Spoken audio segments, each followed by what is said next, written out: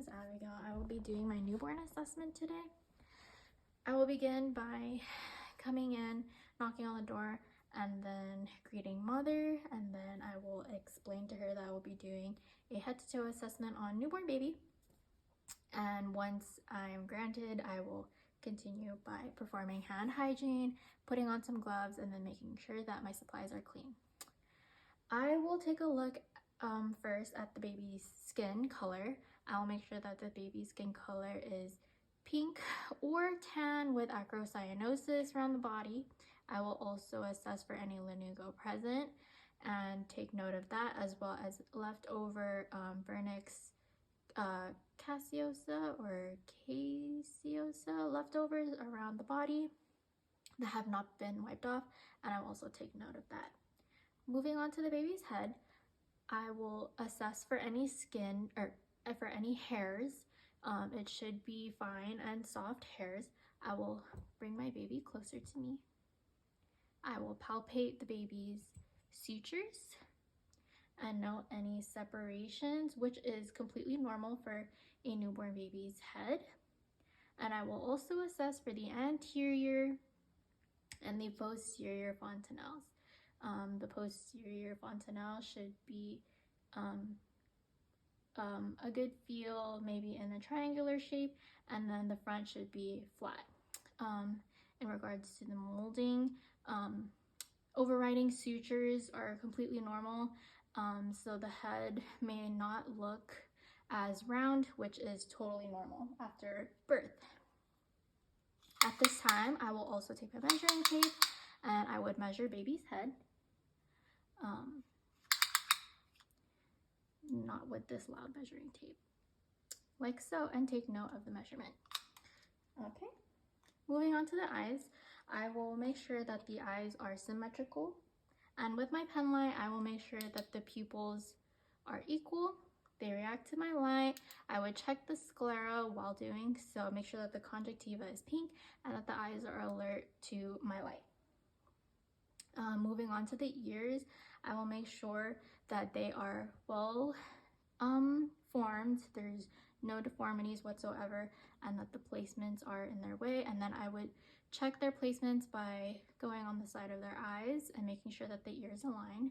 Not for my baby, but on a normal baby, yes. And to check for the hearing, what I would do is I would snap on both sides, make sure that they are alert to the sound.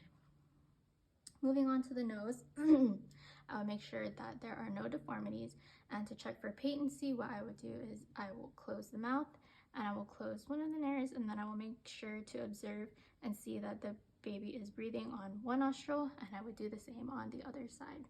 I would also assess for any milia around the nose leading to the cheeks. Excuse me. Leading to the mouth, I will take a look at the baby's lips and gums, making sure that they are pink and moist. I will also caress my finger on the side of their cheek, making sure that the baby's head moves to the side that is being touched on both sides. And I will also check mucous membranes on their tongue by sticking my finger to open their mouth. And I will also do so with checking for their palate, making sure that they do not have a cleft palate, and if so, I will take note of that. And here I would also assess their sucking reflex. Moving on to the baby's neck, I will check their neck and make sure that it is not webbed.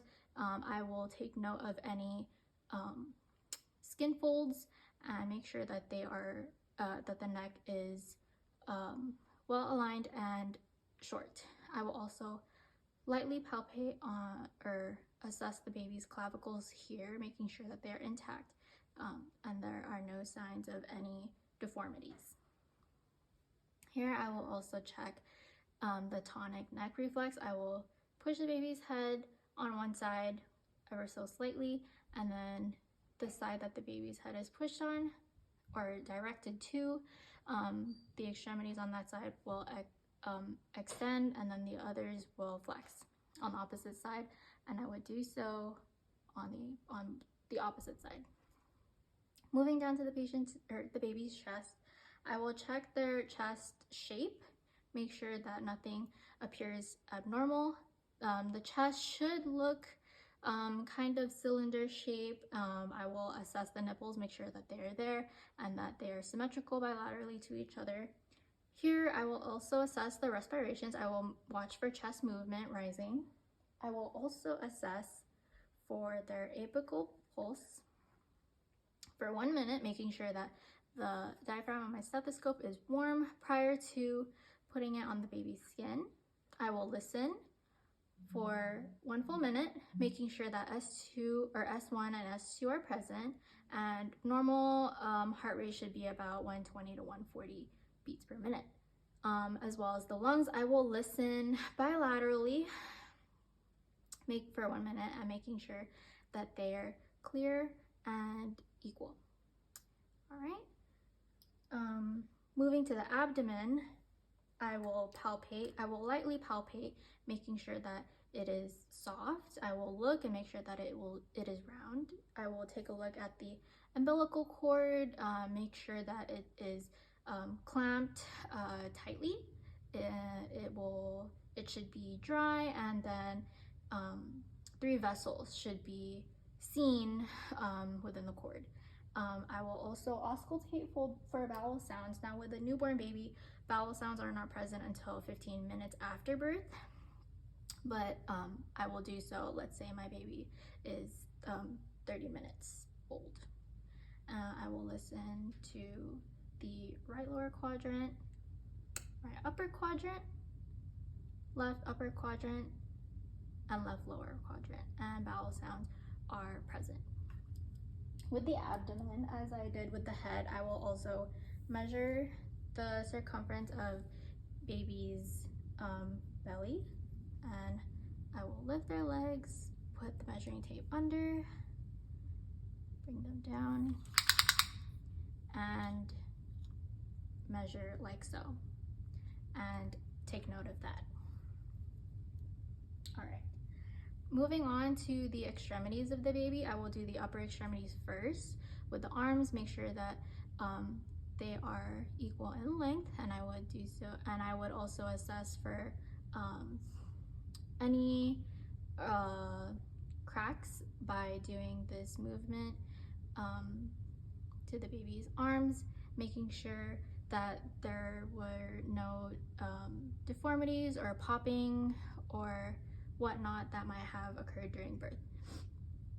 I will check for all 5 fingers on both sides, and then I will assess for palmar grip or grasp on both hands. I will move my baby upward, and then I will do the same thing on the legs. I will check the length, and then for the hips, I will move the baby's legs in a circle, and I would assess for any popping or what feels like popping. I would check their toes, make sure there's 5 on each side, equal to 10. Make sure that the toes aren't web. I would do plantar grasp, excuse me. I would do plantar grasp on each toe, and then I will also do the Babinski reflex so that the toes can fan out, and that will have me confirm if the toes are webbed or not. Now I will do the femoral pulses. I would check if they're equal bilaterally, as well as femoral, and then I will also do the brachial pulse. While I'm here, I will also be doing a temperature check in the axilla. And normal temperature for babies should range from about 36 to 37.5 degrees Celsius. Okay, and then I would do the moral reflex. I was taught to lift the arms up, but what I will do is I will bring my baby closer. I will lift the baby's head, have another hand right under, and then I will just slightly drop, and then their arms and their legs should flex and react to the drop. Next, I will assess my baby's back, and I will grab my baby from the bottom, and I will hold under as I would if I were doing like CPR or something. I would assess the contour of the baby's spinal column. I would also note if there are any dimples present or Mongolian spots, and if there are Mongolian spots, I will assure with the parents or just the mom or whoever, that they are not a bruise, or it is not a bruise, and that they have nothing to worry about. I will also assess for the anus here, making sure that it is patent. All right, moving back to the front. Okay, now if my baby is a girl, I will assess for genitals. Of course, I will assess for labias, making sure that there are two, the vagina of the baby, making sure that it is pink, no deformities whatsoever, and if discharge is present, it is completely normal. Excuse me. If baby is a boy, I will assess for the scrotum, or I will assess like the rugae on the scrotum. I will assess the testes on both sides, and I will also make sure that the meatus is at the tip. Now if baby is crying, I will make sure that the baby's cry is strong and lustful. That is what we're looking for, not a high-pitched toned cry.